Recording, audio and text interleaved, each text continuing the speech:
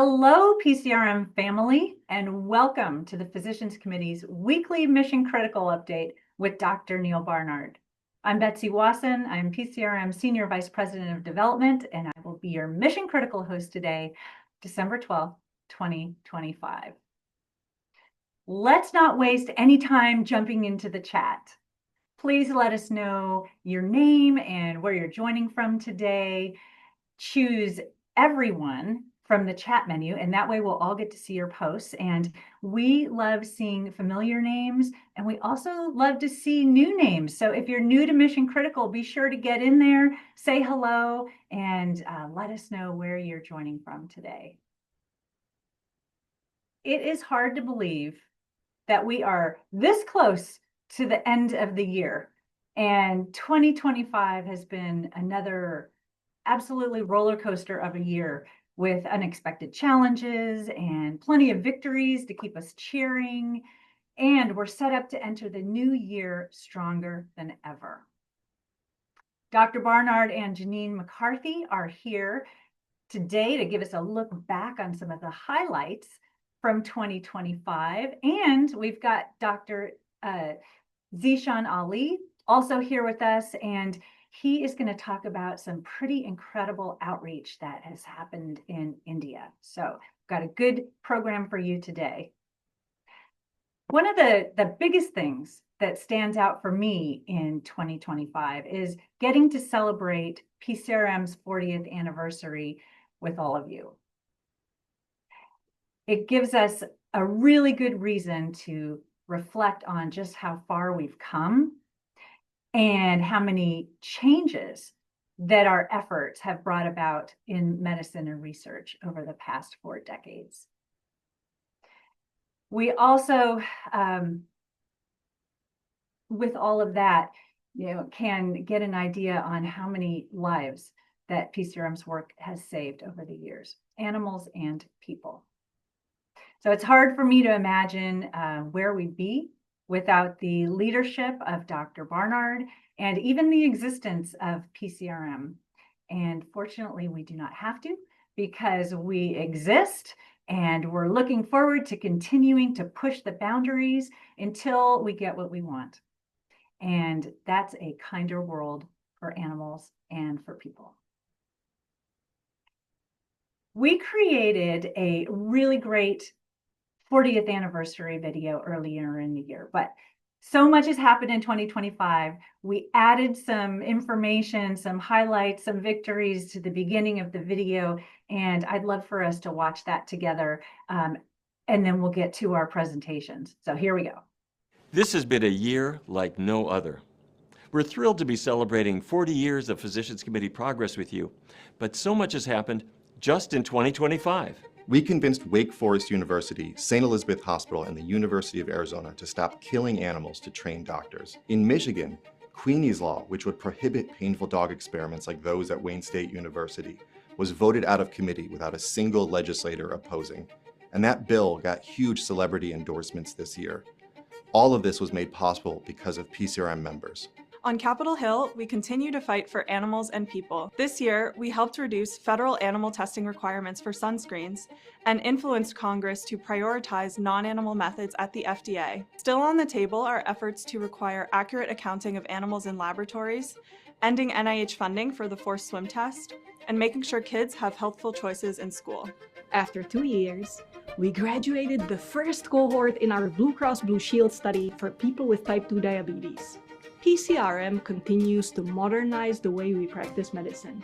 Our Food for Life program empowered tens of thousands of people to take control of their own health, with a special focus on underserved communities in desperate need. We provided grants that helped farmers transition from animals to plants.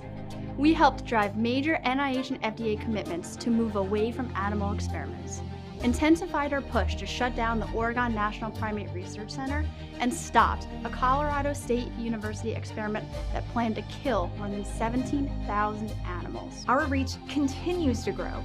The Exam Room podcast has been downloaded 100 million times. Our social media channels reach 4 million people every month, and our work grabs headlines and influences people's choices.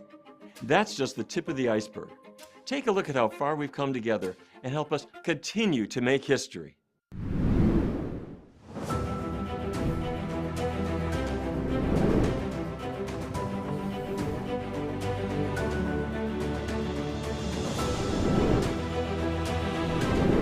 The Physicians Committee has been leading with compassion for 40 years. From shutting down every animal laboratory and medical school curricula to empowering people to take charge of their own health. Break up with bacon. We've been prioritizing lives, human and animal, every step of the way. We've come a long way since 1985, when animal experiments were considered the gold standard. We've worked tirelessly to promote ethical research and to prove that science and kindness can coexist. In the beginning, our message of plant-based foods, vegan foods for health, seemed radical. Over the years, we've proven that plant-based nutrition can prevent and reverse our most deadly diseases, and our voice has become trusted by legislators, federal agencies, the medical community, and the public. Change happens faster when we work together. Our army of nearly 1 million dedicated members, combined with allies in the highest levels of decision-making, have made us an unstoppable force. Education is the key to unlocking minds and hearts.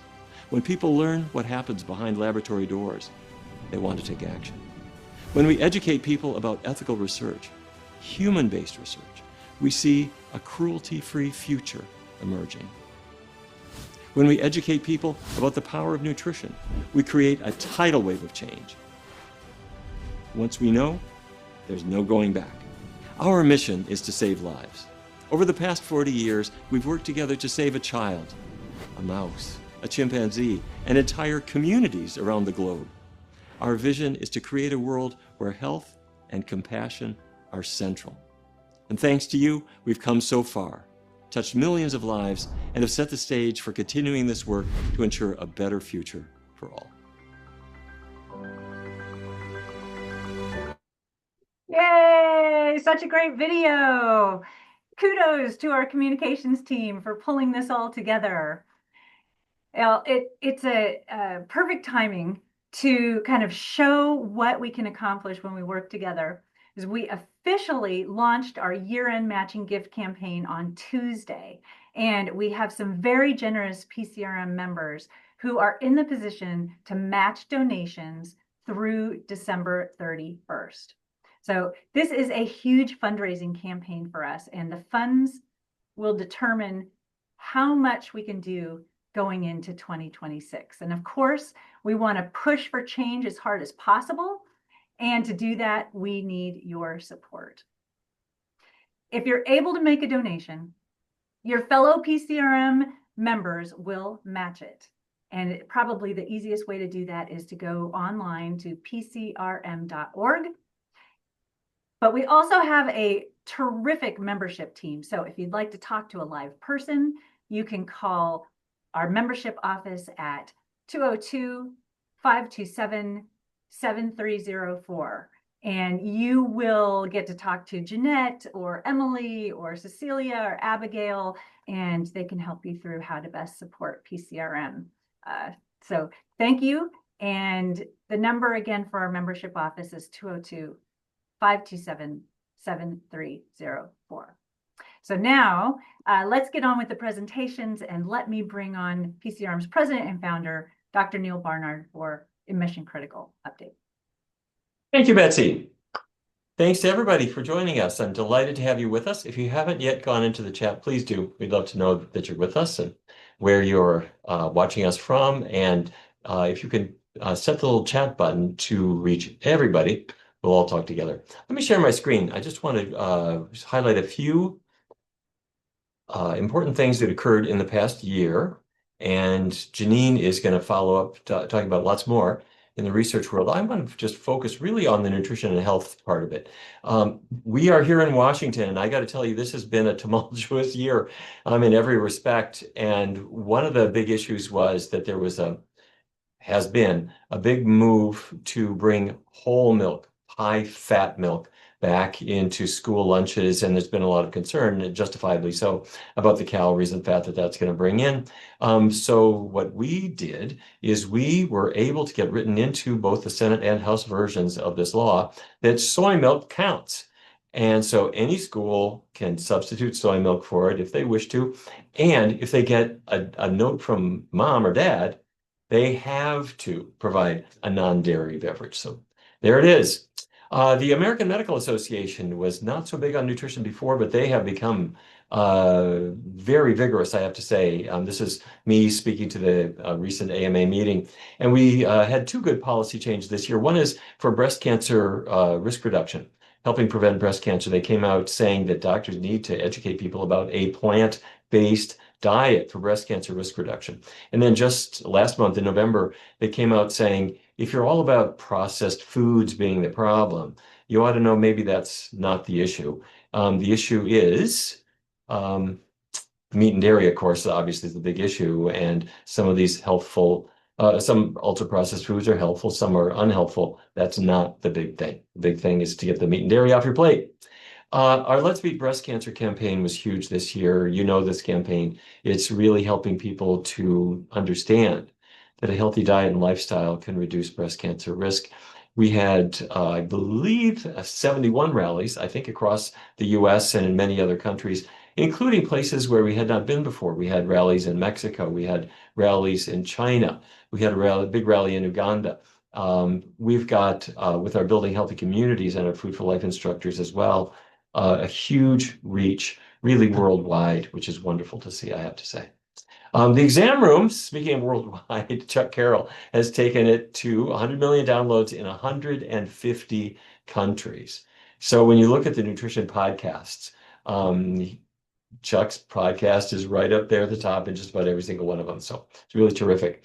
We started a new thing where we're now doing, working with Morning Consult, which is like a Gallup type poll company, and they do a terrific job. They are relied on by Politico and the other major news outlets. And so we work with them to do surveys of what people know. And this is, do women know about breast cancer risk reduction with diet? The answer is not yet, they don't. And so we've got our work cut out for us. We also looked at whether women were aware of dietary choices to improve menopause symptoms. Again, these are things where people don't know much about it. The reason we do these polls is that causes the press to want to jump in, explain it, get the word out for us, and they're really effective with that. You know about the research that Dr. Kaliova and her fantastic team here at the Physicians Committee has been conducting. This year we completed the SWIFT study. This is with Yale. Our friends at Yale, we have people with diabetes start a vegan diet. They continue for 16 weeks. And they go up to Yale University before and after. And with this magnetic resonance spectroscopy, we can look inside their bodies and see the cellular changes that are happening. Stay tuned. The results are going to be published in the new year. Our program with Blue Cross Blue Shield of Minnesota has been just a highlight because we have, all in all, they're going to be 900 participants. We're a little bit more than halfway through. The participants go vegan. And they're compared to a usual diet. We're tracking, do they need less medicine? Do they need fewer doctor visits and that sort of thing? And I have to say, what is amazing is when a person's diabetes improves. They don't need so much medicine, maybe none at all. Maybe their diabetes goes away. We had another case of that yesterday where a person no longer had any traces of diabetes. Just wonderful to see. And you know our research showing that a vegan diet beats a Mediterranean diet, that it can help you reduce your insulin costs, reduce your environmental greenhouse gas emissions. So lots and lots of research that's really being influential to the press and the medical community. Speaking of the medical community, the International Conference on Nutrition and Medicine was such a smash this year. The AMA president, Bobby Mukamala, led us off live and in person. And by the way, for 2026, Willie Underwood, who is the incoming American Medical Association president, has said, I want to be there and I'm going to kick it off next year. So we're delighted to be in partnership with our friends at the American Medical Association to really mainstream healthy diets. If you have never been to ICNM, it is very uplifting. We did a big conference this year in Spanish as well. And I want to thank all of our speakers and faculty members who reached the Spanish speaking community, which is very big and more to come.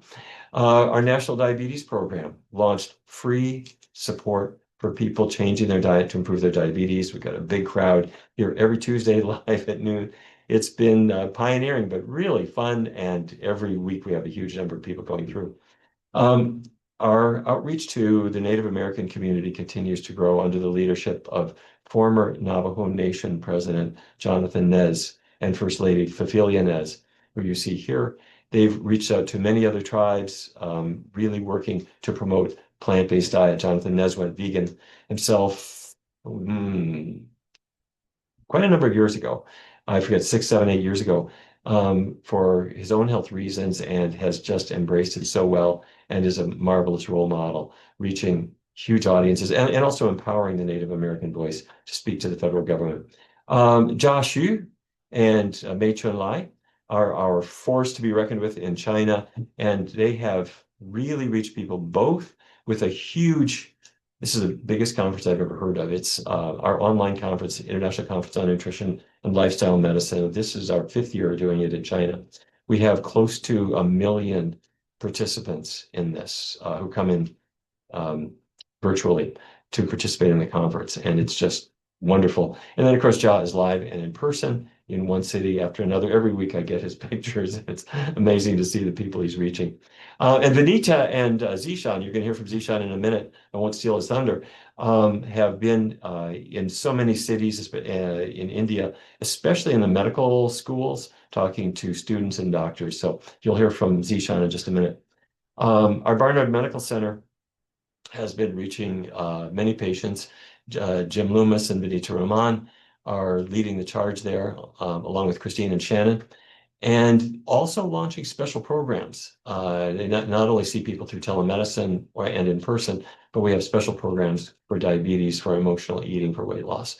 And it's just been wonderful to see how they're taking healthcare to just a totally new level. So that's it for now. Let me stop my share and bring it back to you, Betsy. Well, we should call this the feel-good episode because there's so much going on and so much good news. And thank you, Dr. Barnard. We look forward to hearing from you again before we close out Mission Critical today. You bet. And Lissa asks if she can share the video. Like, absolutely. You can share the video. We're going to be sharing it on our social media channels and on our website. So please help us get the word out and help us make new friends, and help us just educate people about what PCRM is all about. And thank you for jumping into the chat. Hello to Rich in Silver Spring. Gosh, so many names and so little time. Amanda in Indianapolis. Cheryl in Philadelphia. Thanks for being a regular Mission Critical participant. Eva in Munich. It's always nice to see you in the chat. Dr. Hammond in Fairhope, all caps. Yay, Dr. Hammond. Teresa in Virginia. We've got Ivar joining us from British Columbia, and Jan all the way in Wales. Tony in New Jersey. Wouldn't be Mission Critical without you in the chat. Thanks for all your encouragement and support. Amy in Needles, California. Ooh, that can be so hot, but maybe not now at this time of year, Amy. Sue in New Zealand. Thanks for getting up. Good morning. And Dr. White, glad to see you in the chat. So keep it coming. You're chatting with us here on this side of the screen, but also with your fellow Mission Critical watchers and participants. So, getting everybody to say hello to each other is one of the fun things about what we do here on Friday. Well, I'm so pleased to welcome back Janine McCarthy. And she's PCRM's Acting Director of Research Policy and leading the team that is working around the clock to make the world of science and medicine safe for animals. So she's got some 2025 highlights too that she's going to share with us. Thanks for being here, Janine. Thank you, Betsy, and hello, everyone. It's been such an exciting year. I mean, we have accomplished so much over these past 12 months that today I really just want to recap and relive some of the big victories that we've had because it's just been an incredibly impactful year for our team, our organization, hopefully for you all, and for the animals. So let's get to it. Let's dive in. We helped stop animal experiments. We have changed federal policy, and we have accelerated the shift from using animals in experimentation to more humane science. And I really want to share with you what you helped make possible over these past 12 months, because many of these were not small wins. These are really big changes, and they've helped set the stage for some really important work that we are going to continue and pursue over the next year in 2026. The institutions that built animal experimentation are really starting to move beyond it, and our team of scientists and doctors and policy experts and lawyers really played a central role in driving these transformations forward. So let's rewind several months. Back in April of this year, both the National Institutes of Health and the Food and Drug Administration put out initiatives to reduce and replace animal experimentation. And this was historic. These agencies helped shape science and medicine for decades. So when the NIH and the FDA change direction, the entire research system shifts. We spent years meeting with regulators, briefing lawmakers, publishing scientific papers, and demanding change. And in 2025, we started to see that work come to fruition. And since these announcements, we've been working with the agencies to implement some of these changes and then hold them accountable for their commitments. And then another momentous move happened just a couple of weeks ago when the Centers for Disease Control and Prevention announced its decision to end the use of monkeys in experimentation. This is something that we've known for years, but finally, these agencies are starting to shift from questioning whether animal experiments can be replaced to how that transition can occur. And we're working with these agencies to see that through. And then another breakthrough that we hope to wrap up next year is our campaign to end primate experiments at Oregon Health and Science University. You've heard us talk about this before, but you know that primates endure some of the most invasive and traumatic experiments still happening in US laboratories today. This year, we brought national attention, public pressure, and legislative scrutiny to one of the country's most prominent primate research programs.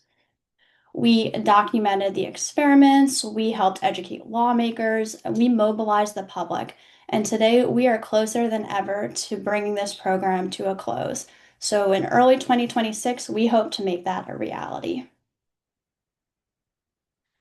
2025 was also a major year for legislative reform. My colleague Emily talked about this last week, but Congress passed the Safe Sunscreen Standards Act, and this allows the FDA to accept non-animal testing data for sunscreens and other over-the-counter topical ointments. So this will help replace the use of animals in sunscreen safety testing and also improve Americans' access to more appealing and effective sunscreen products. And then there's two promising bills that we will continue to push for next year. The first is the Federal Animal Research Accountability Act that we worked to introduce in the House, and this will help improve transparency by requiring accurate counts of animals used in research facilities. And then the second one is Queenie's Law, and this gained strong bipartisan support and passed its first committee in the Michigan legislature without a single no vote. And if enacted, this bill would prohibit public institutions from using dogs in painful experiments. So since 1991, Wayne State University in Michigan has subjected dogs to multiple invasive surgeries and then forced them to run on treadmills with devices implanted in their hearts to accelerate their heart rates. And yet these experiments have not benefited a single patient. This bill would bring an end to these experiments. And then in addition to working on this in the state legislature, we're also continuing to urge the National Institutes of Health to cut funding for these experiments. And then finally, a recent funding bill included three major provisions that were led by our team.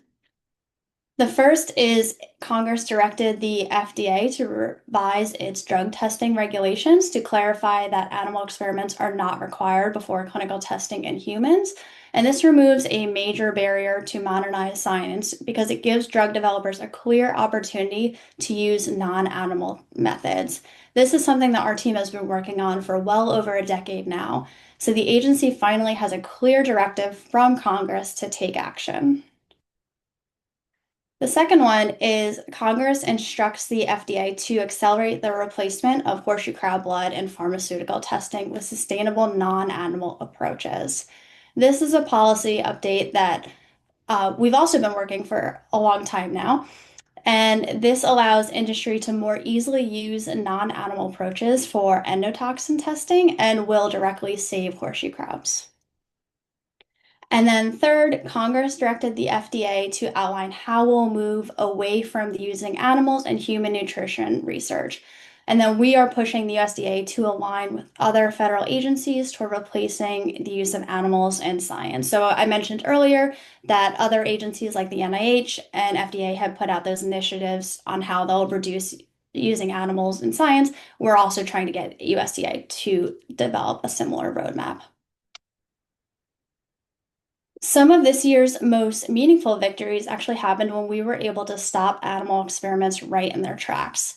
You may recall us talking about this several months ago, but Wake Forest had planned a training course that would have allowed pediatricians in training to perform invasive procedures on young vervet monkeys. But we rallied together, and over 20,000 of our supporters, including many of you, I'm sure, contacted the university to urge them to stop the course before it began, and we did. So thank you all for helping us do that. This year, we also persuaded both St. Elizabeth Hospital in Ohio and the University of Arizona College of Medicine to end the use of animals in surgical training, replacing them with modern human-based simulation methods. By doing so, they are joining the more than 220 general surgery programs in the US and Canada that use ethical, human relevant training methods instead of animals. And I'll note that between these two victories, our supporters sent more than 78,000 petitions to drive these changes.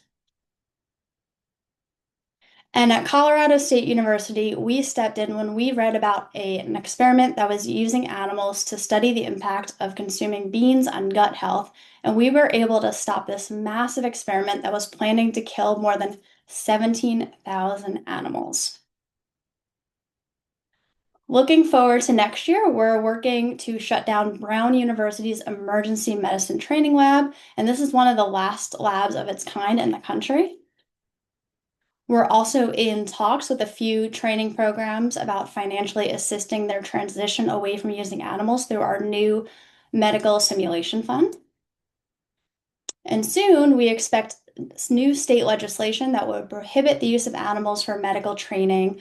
So more to come on all of this next year. But before I wrap up, I have a couple more updates that I would like to share with you. Our impact also extended far beyond the United States this year. In the Netherlands, we worked with the Dutch Senate, which voted to end public funding for primate experiments at the largest primate research facility in Europe. And then last but not least, education was another bright spot in 2025. Our summer immersion on innovative approaches in science, which is a week-long training program that trains early career researchers in animal-free science, won the National Institutes of Health Prize for Excellence in Translational Science Training. And this really gained us national recognition for leadership in non-animal science education. In 2026, we are going to host our next summer immersion at the Johns Hopkins University Center for Alternatives to Animal Testing. So this will be our best program yet, so stay tuned for all of that. So lastly, let me just say a big thank you to all of you. Thanks for your ongoing support and for really giving us the momentum that we need to head into 2026, ready to deliver even more wins and to build a future where science is really human relevant and animal free. So thank you. I want to wish you all a happy holidays and a happy new year.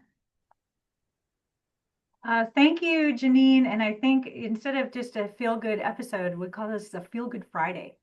So many good things happening. And let me bring on our final presenter, Dr. Zeeshan Ali. And we're creeping up on that 30-minute mark, but you're going to want to stay with us because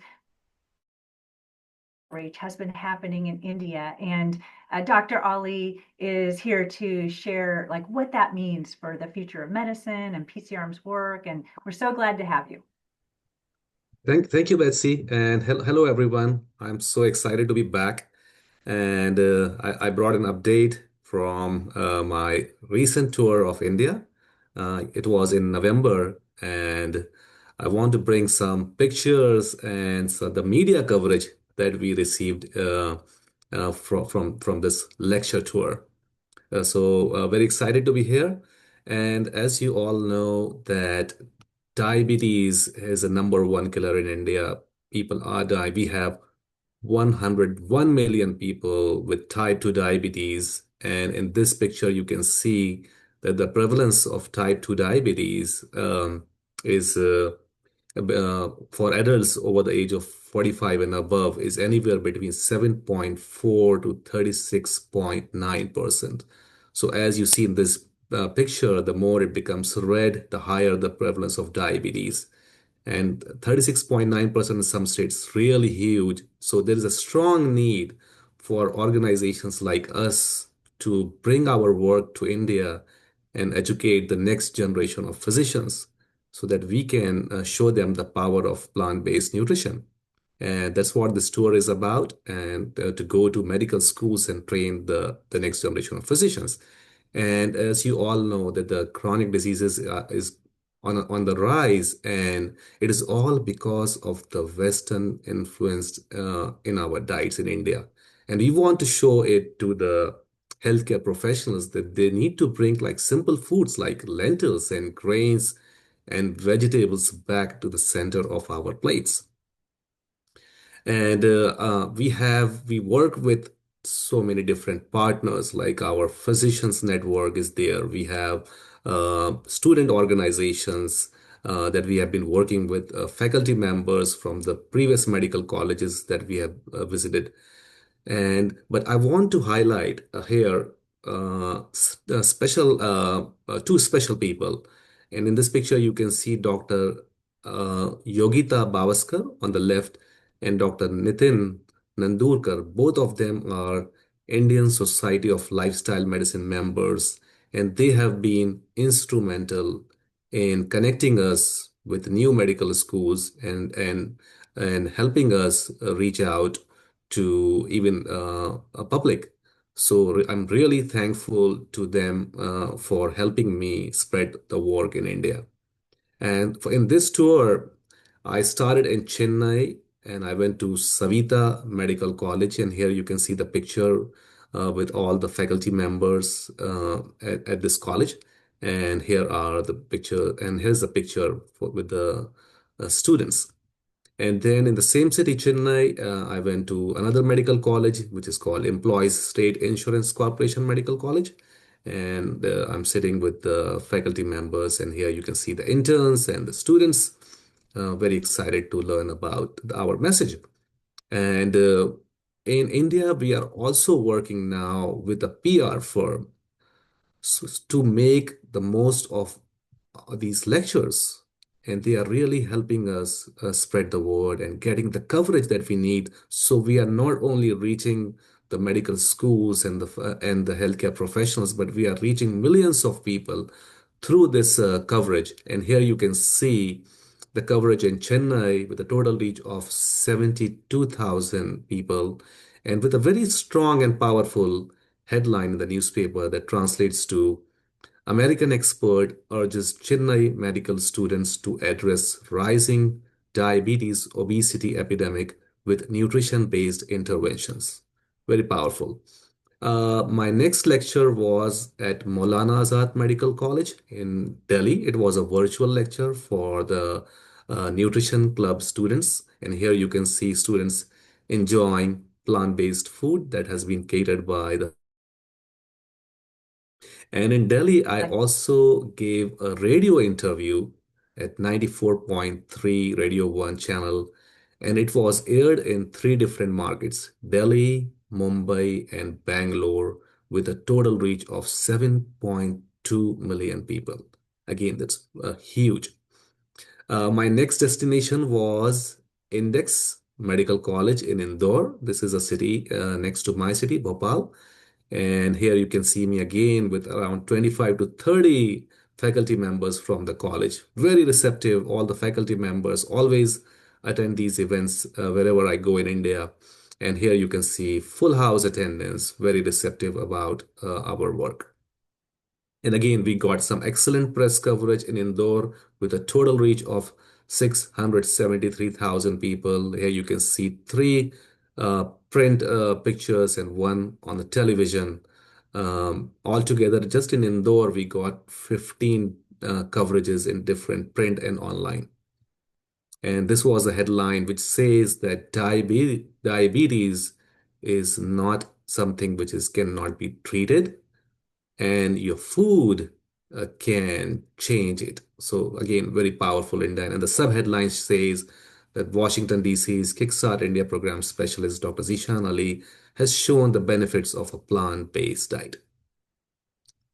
Then my next lecture was at the Indian Institute of Science and Educational Research in my hometown, Bhopal.